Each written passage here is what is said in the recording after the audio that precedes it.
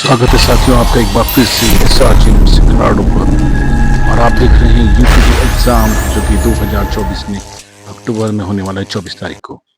और यूटीईटी परीक्षा 2024 द्वितीय पाली 2 PM से 4:30 PM तक 24 तारीख अक्टूबर को होनी है। Full name of examination Uttarakhand teachers eligibility test, Uttarakhand शिक्षक पात्रता परीक्षा।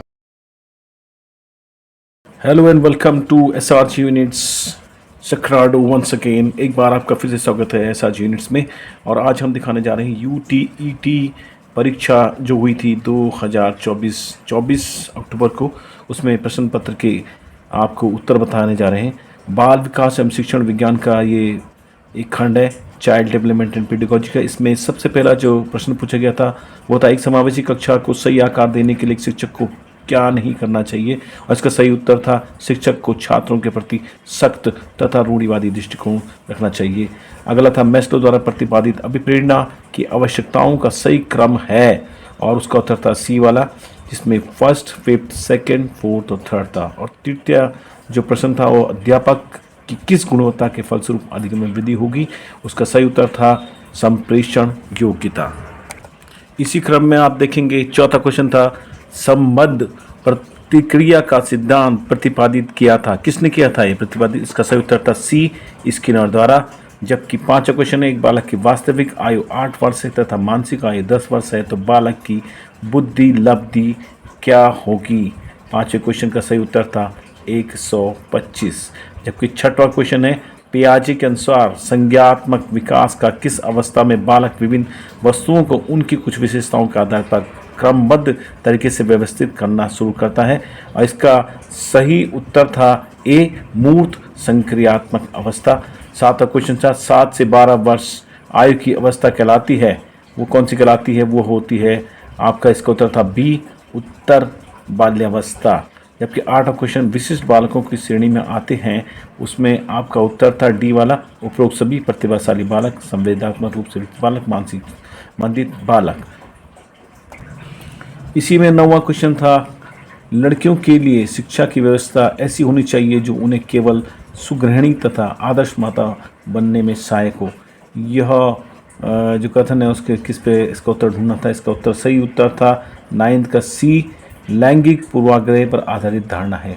जबकि 10वां क्वेश्चन का उत्तर था, बालकों की रुचि ज्ञात करने के लिए विधि, वो थी सी, मानकीकृत रुचि परीक्षणों द्वारा।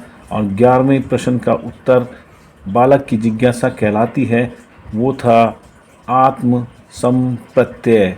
और 12 क्वेश्चन की तरफ हम जाएं, कथा में प्रतिपुष्टि की क्या सार्थकता है। उसका उत्तर भी सी है, आत्मनिरीक्षण और अग्रतर सुधार की गुंजाइश। और 13 क्वेश्चन, क्रियात्मक विकास का मस्तिष्का दो मुखी कम है, क्रम ढूंढना था इसमें 13वें का, जो पहला वाला है सिर, धड़, हाथ और पैर। 14वां क्वेश्चन, शिक्षण प्रक्रिया में निम्नलिखित में से किसका बड़ी प्रकार ध्यान रखना चाहिए। इसका सही उत्तर था ए, विद्यार्थियों की सक्रिय सहभागिता का। 15वां क्वेश्चन था, उदाहरणों एवं तथ्यों के माध्यम से निष्कर्ष तक पहुंचना किस शिक्षण विधि के अंतर्गत आता है, और वह थी आगमन विधि। 16 का उत्तर, तत्परता के नियम का संबंध है, ए वाला इसका सही उत्तर था क्रिया प्रसूत अनुबंधन सिद्धांत से। जबकि 17वें प्रश्न का उत्तर, एक अध्यापक का अपने विद्यार्थियों को सिखाने का सर्वोत्तम तरीका हो सकता है, सी इसका सही उत्तर था शिक्षण में ओवरहेड प्रोजेक्टर का प्रयोग करके। और 18वें में है, यदि कक्षा में एक मानसिक मंदित बालक पाया जाए तो ऐसे में अध्यापक को क्या करना चाहिए। 18वें का उत्तर था बी, शिक्षण की गति धीमी रखनी चाहिए और पढ़ाए हुए पाठ को बार बार दोहराना चाहिए। साथियों, 19वें प्रश्न का उत्तर, एक बालक का अपनी उंगलियों व अंगूठे का प्रयोग करते हुए पेंसिल पकड़ना विकास के लिए किस सिद्धांत को इंगित करता है। और इसका उत्तर सी था, निरंतरता के सिद्धांत की ओर।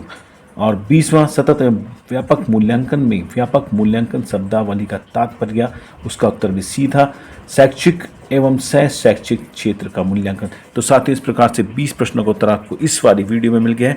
आगे के प्रश्नों को देखने के लिए आगे वाली वीडियो को जरूर देखें। Till then, subscribe, share, like, comment in my channel. Till then, watch my upcoming videos, मेरी आने वाली वीडियोस को देखें। इससे जुड़ी हुई वीडियोज़ को भी देखें। Thank you so much.